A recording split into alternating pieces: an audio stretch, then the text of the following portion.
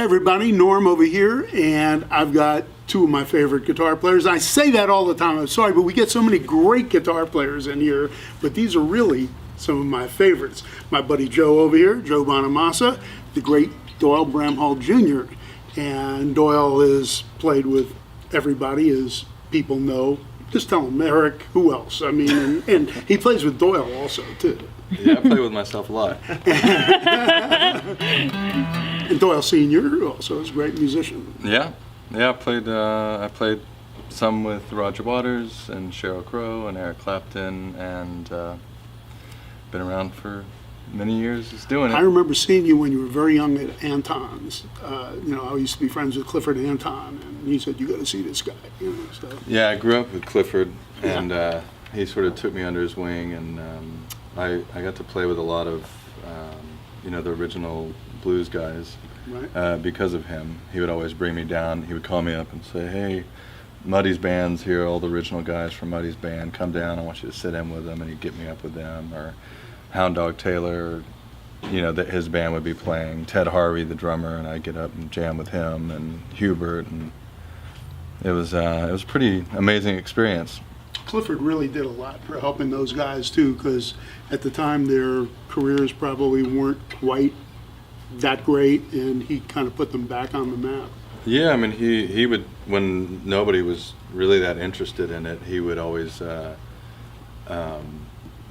would have like a pocket full of cash and just say, come on down, I want to, give you the Give him a pocket guitar full. too? Yeah, he would supply them with guitars and give them like really beautiful old guitars and just give them a bunch of cash and finance them, and he would sort of like keep some of them to do residencies at Anton's, and they would just stick around and get paid and go back, and they were treated like royalty down there. Right, where nobody really cared in a lot of other places.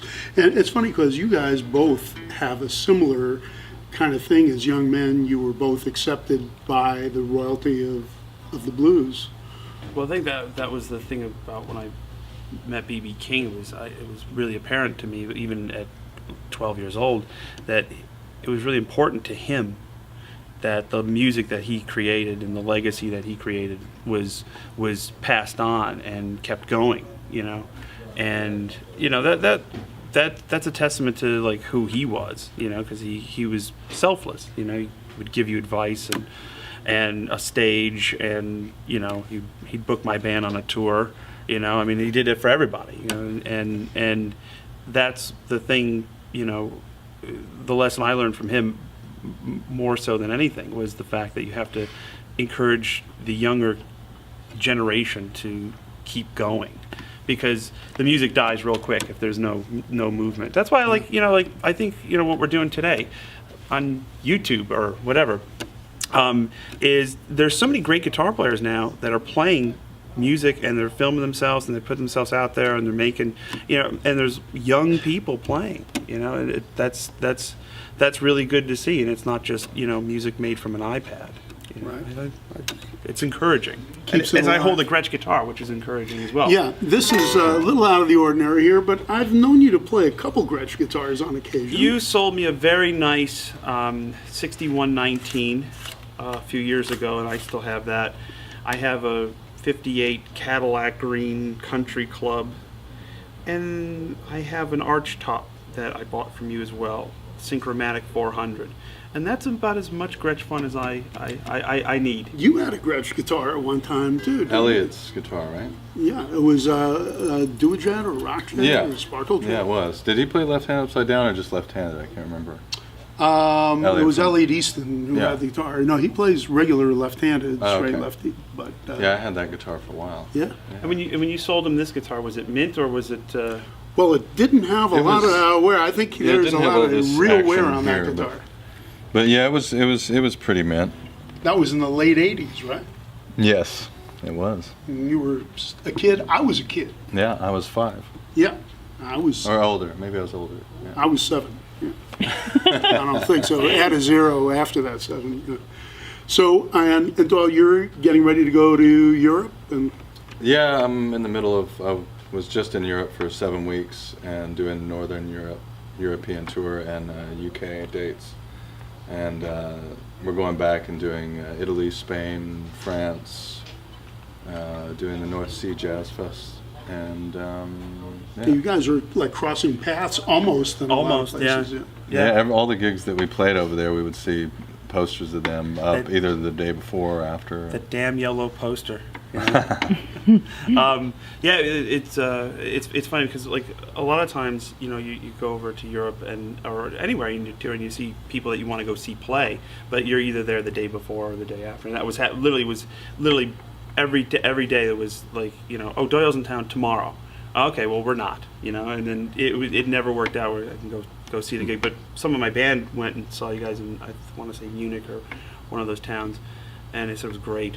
So One of those Bavarian towns. one of those, you know, Stuttgart or, you know, Porsche or BMW. I don't even know. But, So one question, this crappy old guitar that's all messed up with all that wear, does that still play and does it sound any good? Yeah, it's my. Can you show me? It is my. I don't know if I could show you if it sounds good or not, but I think it's definitely been my favorite guitar for many years. And I remember when I came in to get this guitar, and then you know, I'd recorded a record with it. I also bought two, I think, 68 Super Bass Plexis to go with this thing and recorded, and that was definitely a good sound.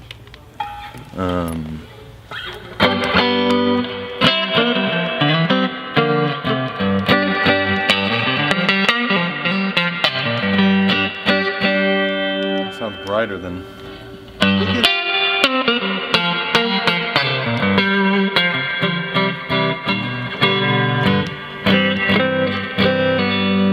The cool thing is that actually Joe could play this guitar. I could. A left-handed guitar. I could play the guitar. And it would actually work. Here. Oh, sorry. Beat up the. It actually would. Huh. I had on loan Albert King's Dan Erlewin V for a tour we did in tribute to BB, Albert, and Freddie a couple of years ago, and I had this thing where I had to play the guitar. It was upside down, and I remember like having the controls up here is like just freaky, yeah. You know, because I live on the volume and.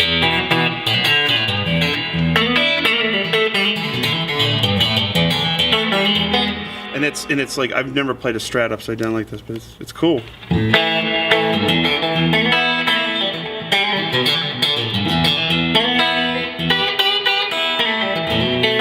See why you like it. Nice neck. Yeah. So Norm's Rare Guitars has a special offer right now. Anybody that bought a guitar from us, say 35 years ago, that was like a pre-CBS Strat, I am willing to give all their money back to have this guitar. So profit. So just keep that in mind, Doyle. If this thing grows too old on you, you know where to cut. That's cool. That's light. Sweet. Is that? Wait, is it? Look Yes. at the. So anyhow, right here at Norm's Rare Guitars, we got the great Joe Bonamassa, the great Doyle Bramhall Jr., and me, and, you know, but we're having a good time on the couch here at Norm's Rare Guitars. Two of the greats right here. Thank you guys for watching.